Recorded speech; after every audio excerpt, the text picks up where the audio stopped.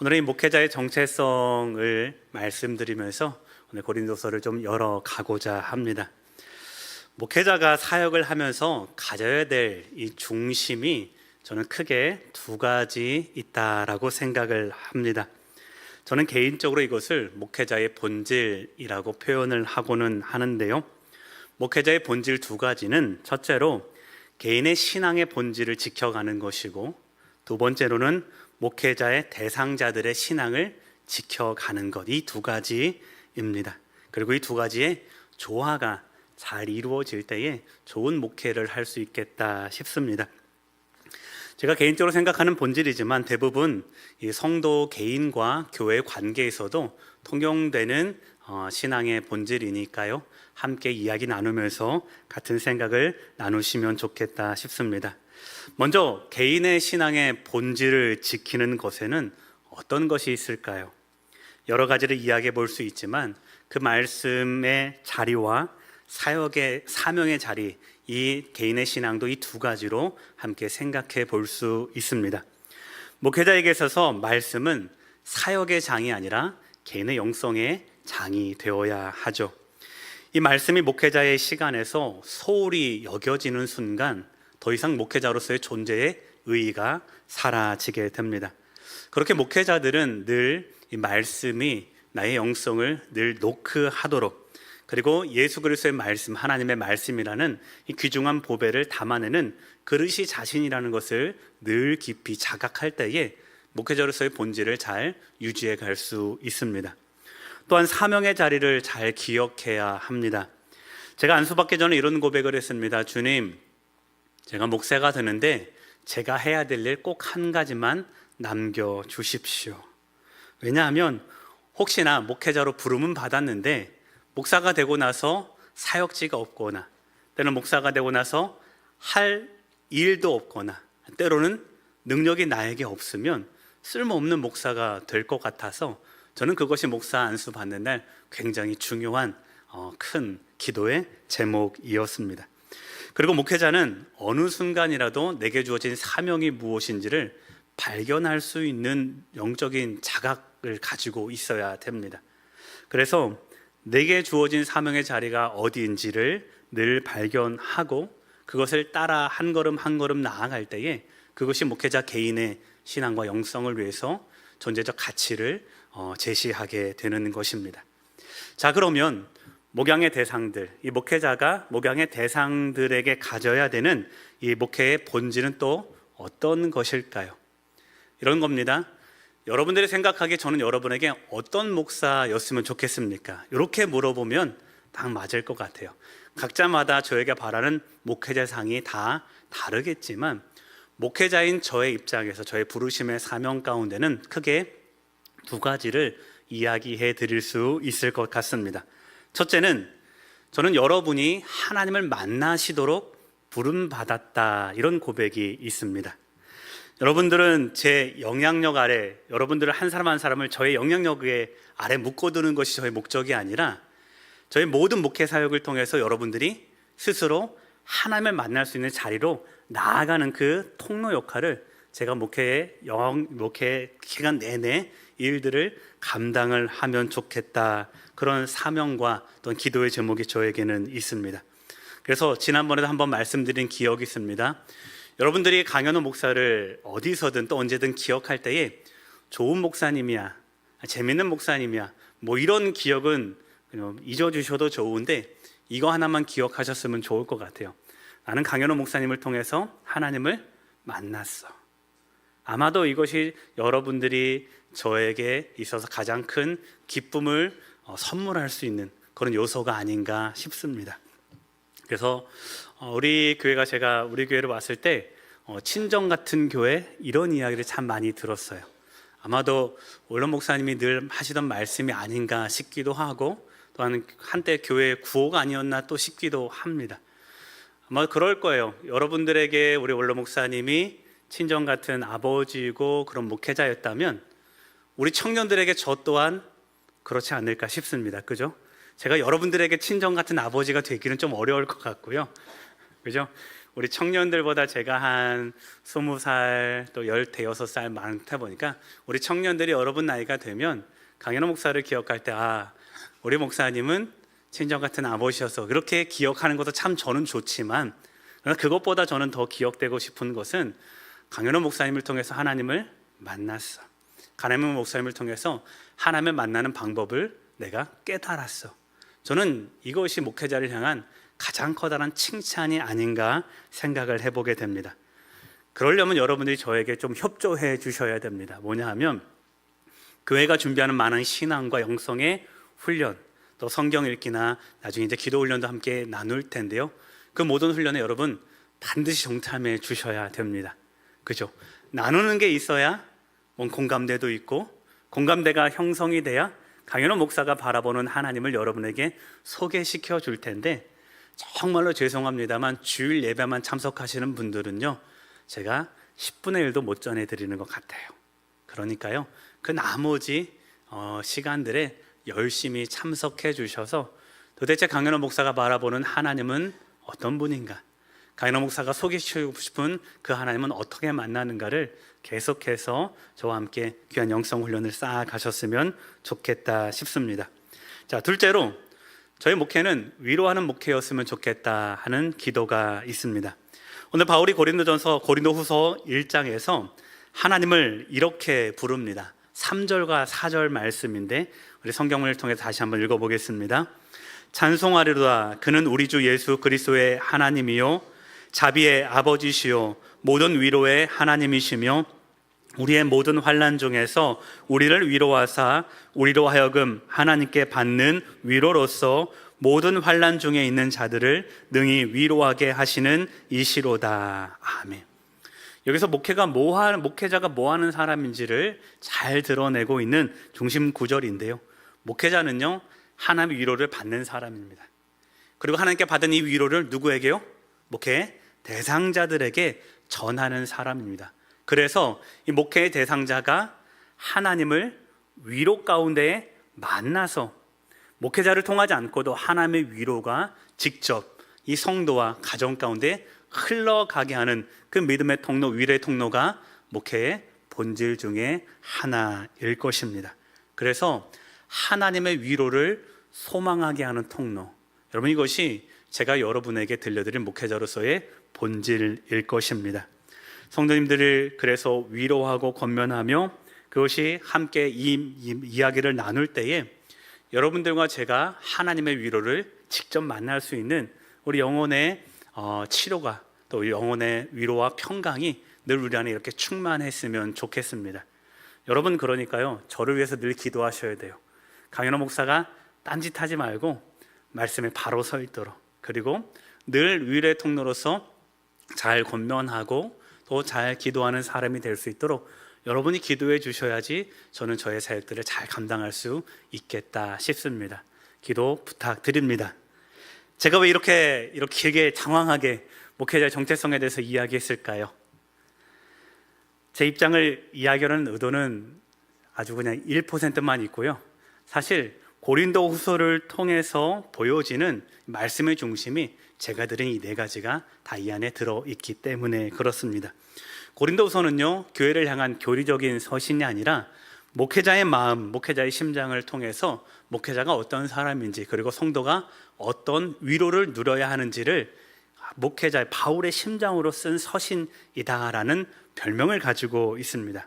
그래서 그 안에는 논리보다는 바울의 눈물이 들어 있고요, 비판보다는 바울의 사랑이 앞서 있습니다. 그렇게 바울은 하나님께 받은 위로를 자신 안에서 평화로 바꿔 나가고 다시 그 위로를 교회에 흘려보내면서 이 교회가 어려운 시대에 하나님의 위로를 만날 수 있도록 사역하는 위로의 사역자, 이것이 고린도 후서에서 보이는 이 바울의 목회 사역이고, 때로는 그 위로하는 방법 중에 하나가 단호하게 꾸짖기도 하지만 또 때로는 지극한 사랑과 돌봄으로 교회를 향한 이 목회자의 마음이 잘 드러나고 표현하고 있습니다. 그래서 우리는 고린도후서를 앞으로 읽어 나아갈 텐데 3가지 키워드를 늘 중심에 두고 우리가 생각해 보셨으면 좋겠는데요. 여러분 고린도후서 첫 장을 펴져 있죠, 성경책에. 그럼 제일 위에다가 이 세 가지 키워드를 함께 써보셨으면 좋겠습니다. 1번은 하나님의 위로이고요. 두 번째 키워드는 사도직의 정당성이고요. 다시요. 1번은 하나님의 위로, 두 번째는요 사도직의 정당성, 세 번째는요 사도의 자랑인 하나님의 능력. 이렇게 쓰시면 될 것 같아요. 1번은 하나님의 위로, 두 번째는 사도직의 정당성, 세 번째는 사도의 자랑인 하나님의 능력. 바울은 고린도후서 이 13장의 큰 분량을 통해서 이 세 가지를 언급해 가면서 교회가 누려야 될 믿음의 본질이 무엇인지를 소개하고 있습니다. 자, 오늘은 그 첫 번째 시간으로서 우리 3절부터 11절까지 읽었는데 이 말씀은 다음 시간에 좀 제가 집중적으로 전해 볼 거고요. 오늘은 고린도후서가 어떤 책인지를 우리 함께 생각해 보고 제가 좀 전해 보고자 합니다. 그래서 고린도후서의 전체적인 그림을 그리는 시간이다, 우리가 이렇게 생각해 보시면 되겠습니다. 여러분, 고린도후서가 어떤 책인가요? 고린도후서, 여러분에겐 고린도후서는 어떤 책으로 다가와 있는가요? 우리가 성경 하나하나를 읽을 때마다 이 책은 나에게 어떤 의미를 주고 또 어떻게 기억했으면 좋겠는 책인지를 좀 새겨보셨으면 좋겠어요. 우리가 고린도후서를 지난 시간까지 마쳤습니다. 맞나요? 여러분, 고린도 전서를 마쳤는데 고린도 전서는 어떤 책이었나요? 고린도 전서, 분쟁이 많은 교회에 전하는 서신. 이렇게만 정리해도 고린도 전서는 무슨 내용인지를 잘 알 거예요. 그래서 분쟁을 해결하고자 바울이 어떻게 해요? 3가지 문제와 7가지 질문에 관해서 대답하는 서신, 이렇게 이미지를 잡아 나가면 고린도서의 전체적인 내용은 읽어 나가면서 차체적으로 잡힐 것 같아요. 자, 그러면 고린도후서는 어떤 책이냐? 자, 이번 시간에는 그걸 한번 좀 그려볼 텐데요. 잘 한번 따라와 보십시오. 자, 고린도후서는 고린도 전서에 이어서 두 번째로 교회에 보낸 편지입니다. 첫 번째 편지가 고린도 전서였고요. 두 번째 편지의 묶음이 고린도 후서입니다. 제가 여기에서 편지의 묶음이라고 말씀을 드렸는데 그 이유는 고린도 후서 안에는 적어도 3가지 이상의 편지가 묶여져 있기 때문에 그렇습니다. 몇 가지요? 3종류 이상의 편지가 편집되어서 이 안에 들어와 있어요. 그러니까 바울은 고린도에 3차례 이상 각각 다른 편지를 보냈습니다. 이것이 고린도 교회와, 당시에는 이 편지를 한번 보내면 교회만 그 편지를 읽는 것이 아니라 필사해서 주변 지역까지 쭉 둘러서 회람되어서 읽게 되어 있습니다. 그래서 몇 종류, 적게는 3종류, 많게는 5종류 이상도 된다라고 하는 학자들도 있는데요.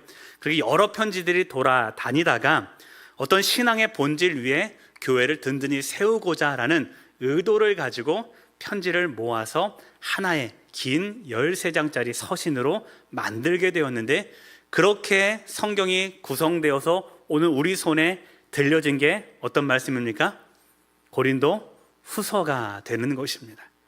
자, 그래서 바울이 첫 번째 편지를 쓰고 나서 두 번째 편지, 고린도 후서의 여러 편지의 조각들을 쓰기까지 그 기간이 적게는 반년 정도, 많게는 1년 정도의 사이가 기간이 있다라고 보는 거예요. 자, 그러면 그 반년에서 1년 정도 되는 사이에 고린도 교회에 도대체 무슨 일이 있었느냐, 그 사이에 일어난 일들을 해결해 가고자 바울은 믿음의 본질 위에서, 복음의 본질에서 펜을 다시 한번 들게 되었는데요. 여러분, 한번 생각을 해 보십시오. 이 편지들 안에는 어떤 편지들이 있었을까요? 이것을 이해하는 것이 고린도후서 전체를 이해하는 그런 전체적인 로드맵이 될 겁니다.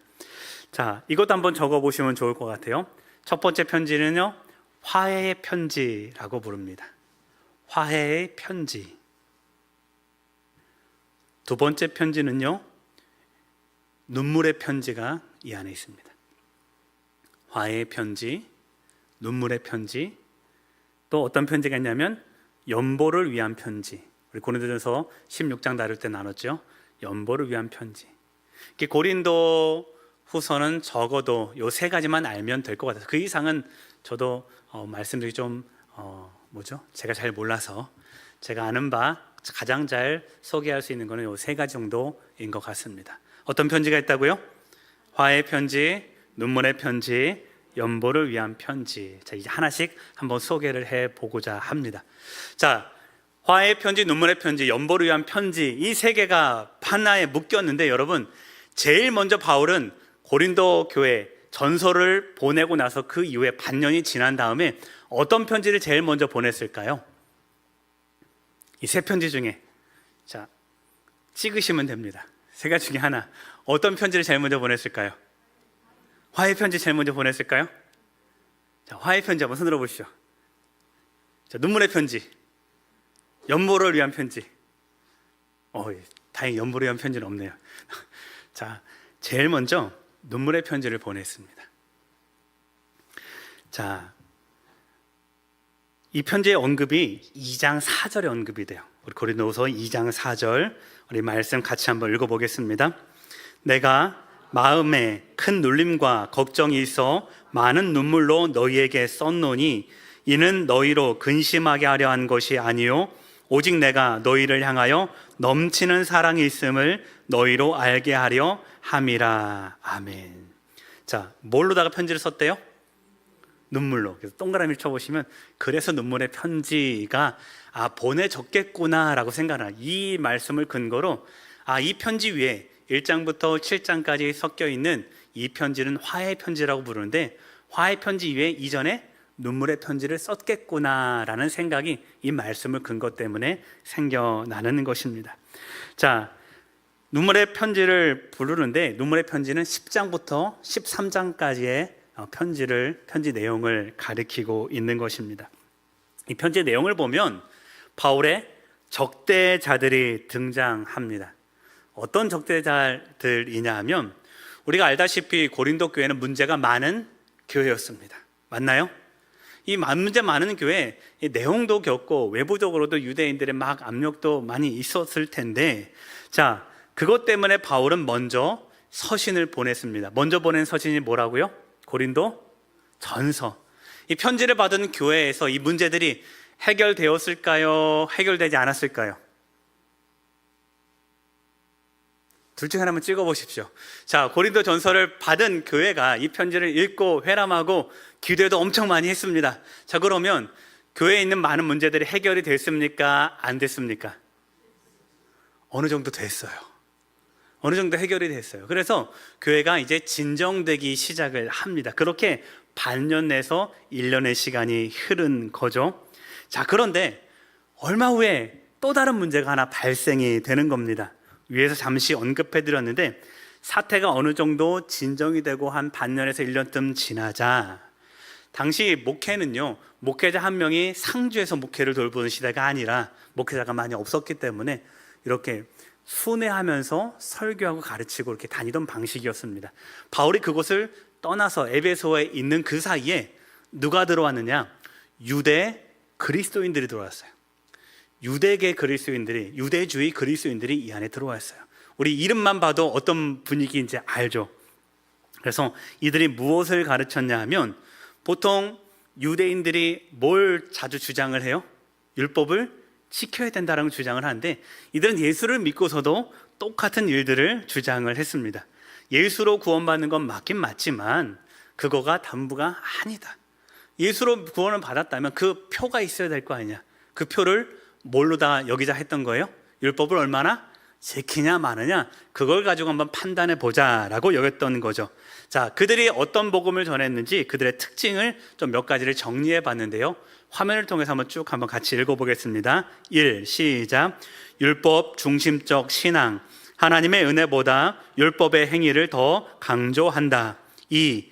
혈통적 자부심, 자신들이 아브라함의 자손이며 하나님의 언약 백성이라는 자부심이 강했다. 3.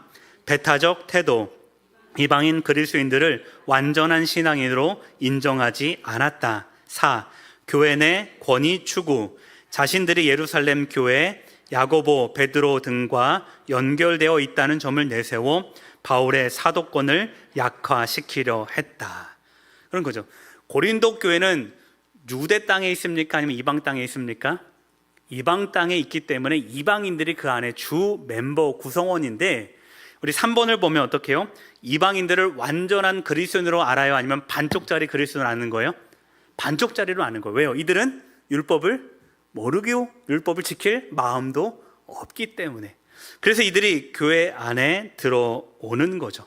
이들의 신앙은 율법과 복음이 적절히 섞인 혼합주의라고 우리가 생각을 해보면 되는 겁니다.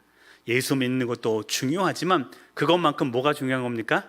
밖으로 드러나는 율법을 잘 지키는 것이 이들의 복음에 있어서 굉장히 중요했던 거죠. 여러분 생각해 보십시오. 우리가 예수 믿는 데 있어서 기도하는 것이 10시간이 필요하다라고 그러면 여러분 우리 중에 몇 분이나 예수 믿을까요? 이거 좀 쉬운가요? 기도 10시간 하면 구원 받으니까 10시간 매달리면 되는 거잖아요. 틀리나요? 여러분 천국 가려면 매일 10시간 기도한다라는 법이 정해져 있으면 여러분 10시간 기도하실 거예요? 안 할 거예요? 어려우세요? 그죠? 이건 기준이 정해져 있으면 너무 쉬운 일인 거예요.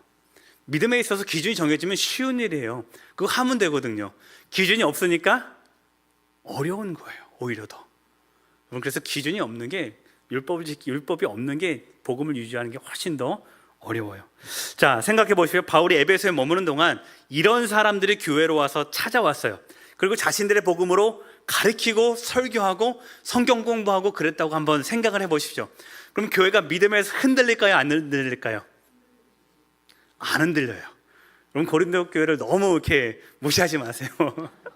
이들은 바울의 복음으로 어떻게 해요? 지금 안정되어 있는 상태예요. 막 흔들렸던 관계를 다시 바울이 고린도전서를 편지를 보냈기 때문에 그 복음 안에서 굳건히 어느 정도 믿음의 토대를 견고히 쌓아나가고 있었어요.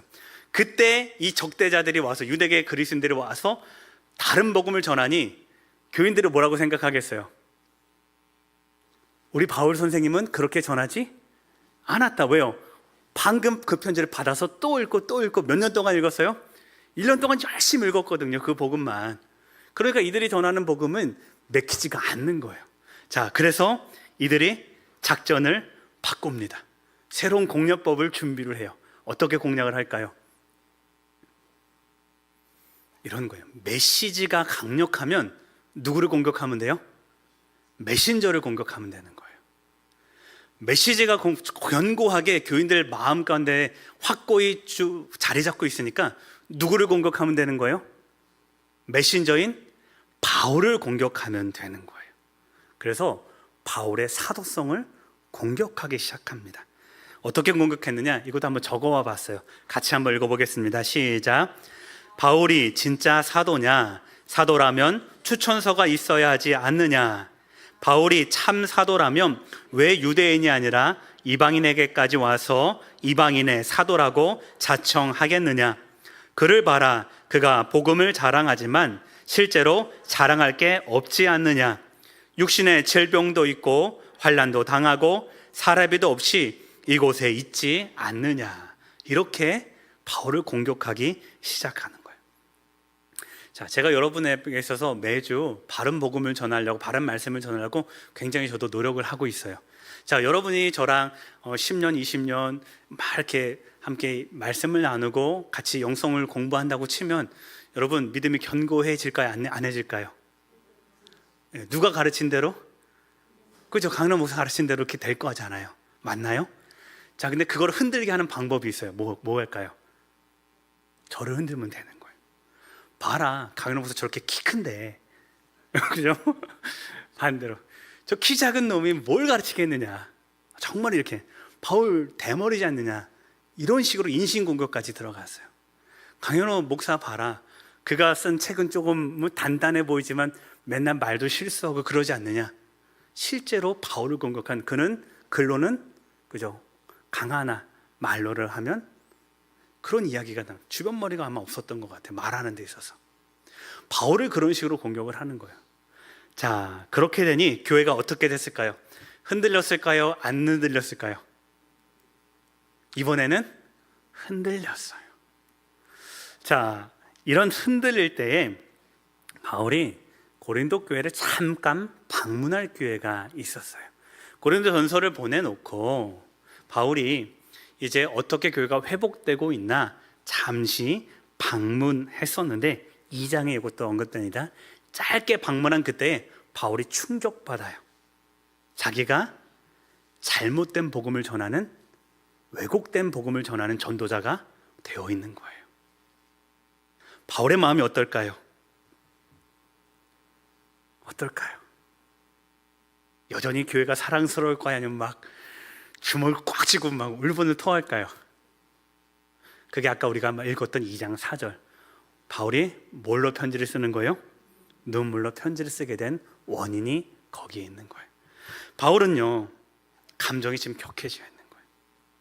이렇게 복음 위에서 교회가 우왕좌왕하는 것도 눈물이 날 일이고, 교회 안에서 목회적으로 내가 온전히 세워놨더니 목회자인 자신을 의심하는 성도들의 마음도 너무 화가 나고, 무엇보다 잘못된 복음, 다른 복음을 통해서 하나님의 복음을 훼손하는 저 유대로부터, 예루살렘교로부터 파송받은 저 유대 그리스도인들을 참아낼 수 없는 격정적인 분노가 바울 안에서 일어나는 거예요.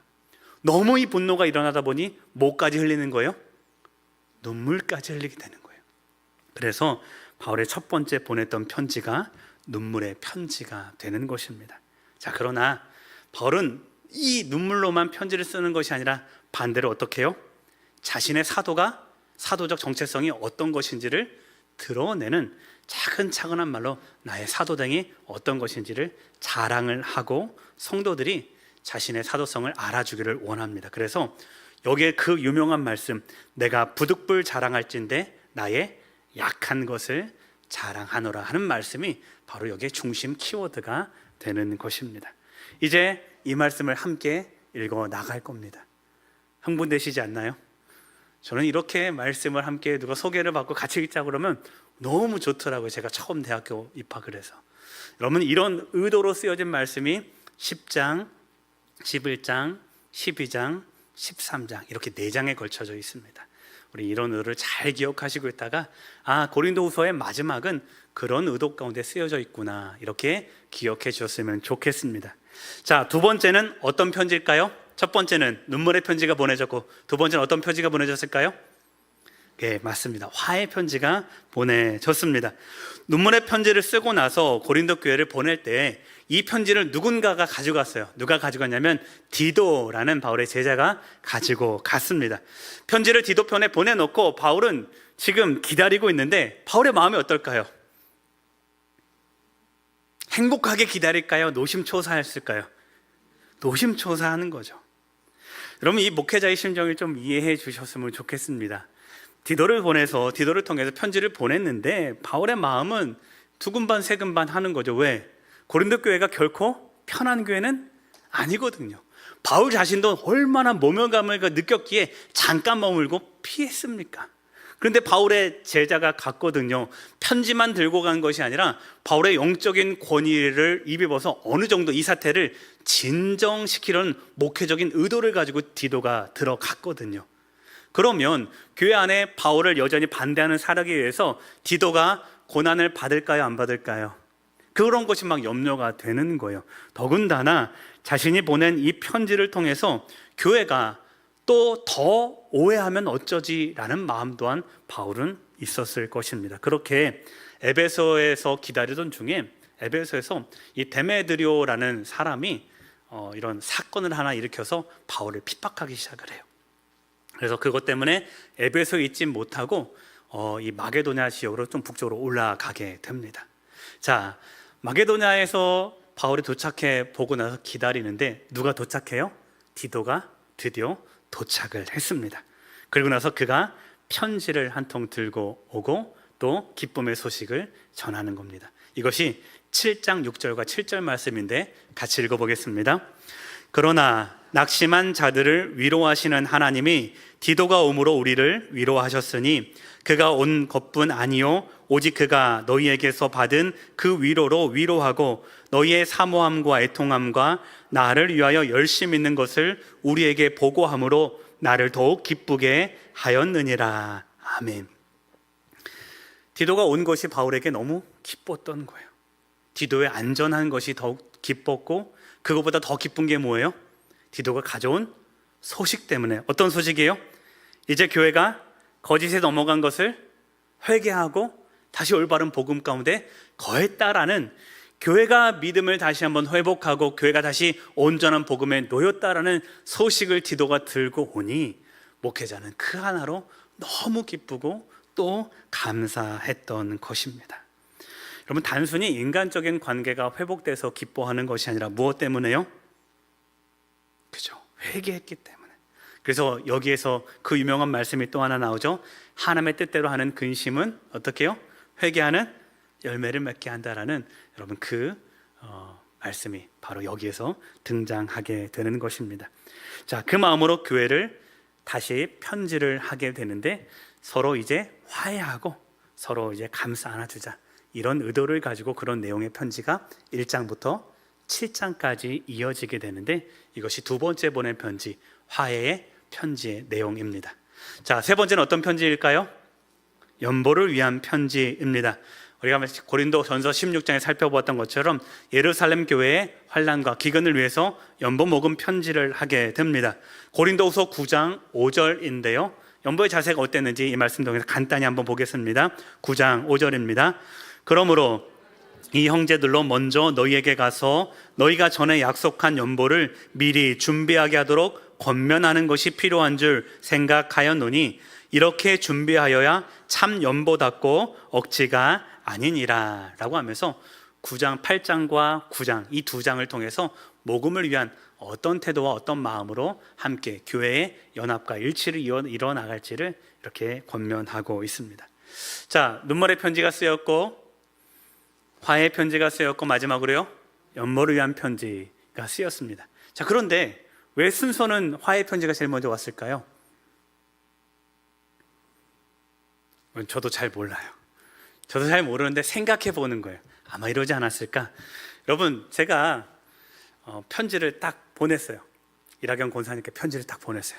근데 편지의 서두에 이 저주할 인간들 막 그렇게 써져 있으면 그럼 기분이 좋아요, 안 좋아요? 어떤 말부터 써 있으면 좋을까요? 그죠? 화해하고 친근하고. 이 복음을 전하는데 가장 먼저 위로와 화해 말씀들이 맨 앞에 오면 아마도 복음을 전하는데 가장 좋고 또 믿음을 설명하는 데 있어서 오해가 되지 않겠다, 이런 아마 의도가 아니었을까 생각을 해봅니다. 그래서 우리가 받은 성경의 차례는 어떻게 되어 있습니까? 화해 편지가 먼저 오고요, 복음을 위한 편지가 오고요, 마지막으로 눈물의 편지 순으로 그렇게 구성이 되어서 오늘 우리에게 전해지고 있는 것입니다. 성도님들, 여기까지가 이제 고린도 전서에서 우리가 그려볼 수 있는 큰 그림일 것입니다. 자, 고린도 전서가 갈등하는 교회에 보내는 바울의 해결과 답변이었다면, 고린도서는 어떤 편지입니까? 편지 세 가지만 생각하면 돼요. 어떤 편지요? 화해의 편지와 복음을 위한 편지와 눈물의 편지구나. 내용들은 이제 읽어 나가면서 채우면 될 거고요, 어감이 주는 그대로 바울은 교회를 위해서 그러한 의도와 목적을 가지고 편지를 했는데, 그것이 오늘 성도들의 손에 들려진 이 귀한 말씀이겠다, 우리가 이렇게 알고 이제 말씀의 자리를 읽어 나가시면 좋겠습니다. 마무리를 한번 좀 해보도록 하겠습니다. 성도님들, 제가 이 여러 가지 말로 설명드렸지만 여러분, 이 말씀의 중심은 하나님의 위로입니다. 사도의 정체성은 좀 뒤로 밀어놓고 환난과 고난 가운데 머물고 있는 교회를 향해서 먼저 하나님이 위로의 말씀을 전해주는 거예요. 고난을 당한 바울 자신에게는 하나님의 위로가 찾아와서 내 안에는 하나님을 위해서 평화를 이루었는데, 그 평화를 이룬 바울이 교회를 바라보니 여전히 뭘 하고 있는 거예요? 근심과 걱정과 분쟁과 잘못된 복음 때문에 여전히 들끓고 있는 이 복음의 현장을 보니 사도 바울이 어떤 마음이에요? 위로하고 싶은 거죠.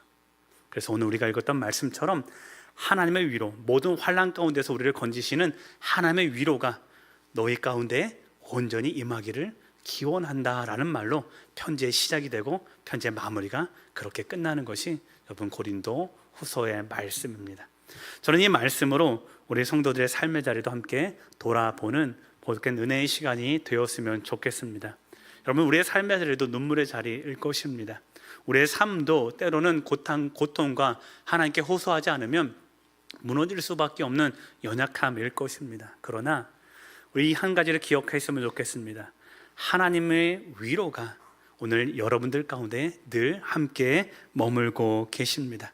그리고 여러분이 받은 그 하나님의 위로를 통해서 하나님은 여러분 한 사람 한 사람이 그 누군가의 위로자가 되어주기를 원하고 계시는 것이죠.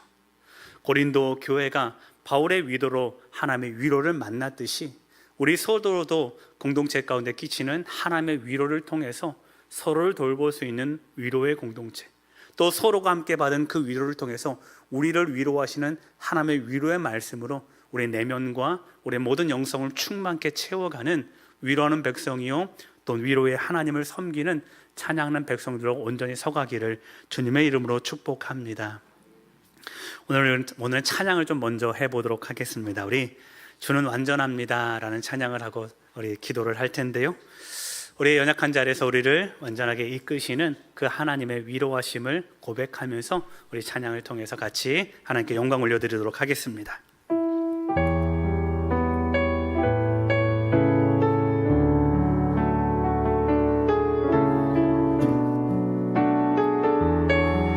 우리 찬양합니다. 주여 우린 연약합니다. 주여 우린 연약합니다. 우린 오늘을 힘겨워합니다. 주 뜻 이루며 살기엔 부족합니다.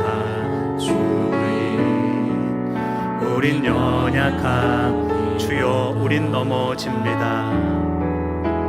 주여 우린 넘어집니다. 오늘 하루 또 실수합니다. 주의 긍휼을 구하는 죄인입니다. 주님 주만 바라봅니다. 한없는 주님의 은혜, 한없는 주님의 은혜, 세상 위에 넘칩니다. 가릴 수 없는 주 영광, 온 땅 위에 충만합니다. 주님만이 길이 오니 우린 그 길 따라갑니다. 그날에 우리를 이루신 주는 완전한, 우리 후렴 찬양합니다. 한없는 주님의 은혜, 한없는 주님의 은혜, 온 세상 위에 넘칩니다. 가릴 수 없는 주 영광, 온 땅 위에 충만합니다.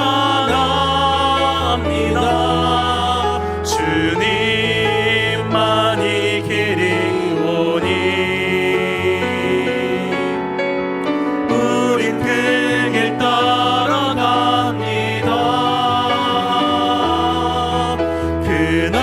그날에 우리를 이루신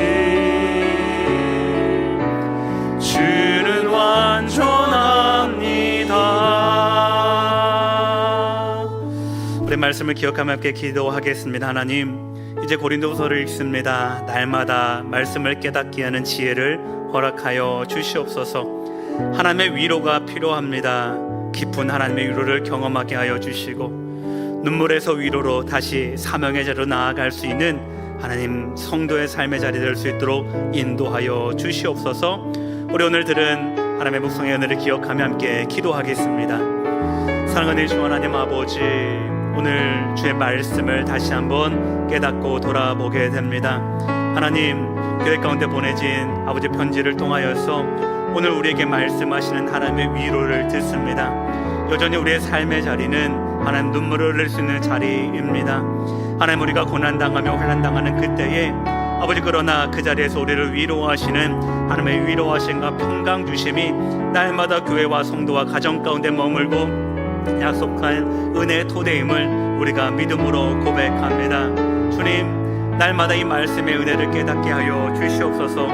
아버지께서 주시는 하늘의 위로가 우리 안에 충만히 채워지게 하시고, 우리가 그 믿음의 길을 따라가 우리뿐만 아니라 온 교회와 성도와 우리가 만나는 모든 이웃들이 이 하나님의 위로와 그 복된 은총의 경험을 만날 수 있는 복된 말씀의 자리와 삶의 자리가 될 수 있도록 주여 인도하여 주시옵소서. 그리하여 우리가 주신 이 사명의 자리가 날마다 하나님의 은총을 전하는 자리가 되게 인도하여 주시고, 먼저 위로받은 자로서 위로하는 아버지 그 사명을 우리가 온전히 감당하여 온 땅 가운데에 주는 완전합니다라는 찬양과 감사의 고백이 넘쳐나게 하는 그 믿음의 통로요 소망의 통로로 우리 인생을 들어 사용하여 주시옵소서. 주여, 우리를 써 주시옵소서.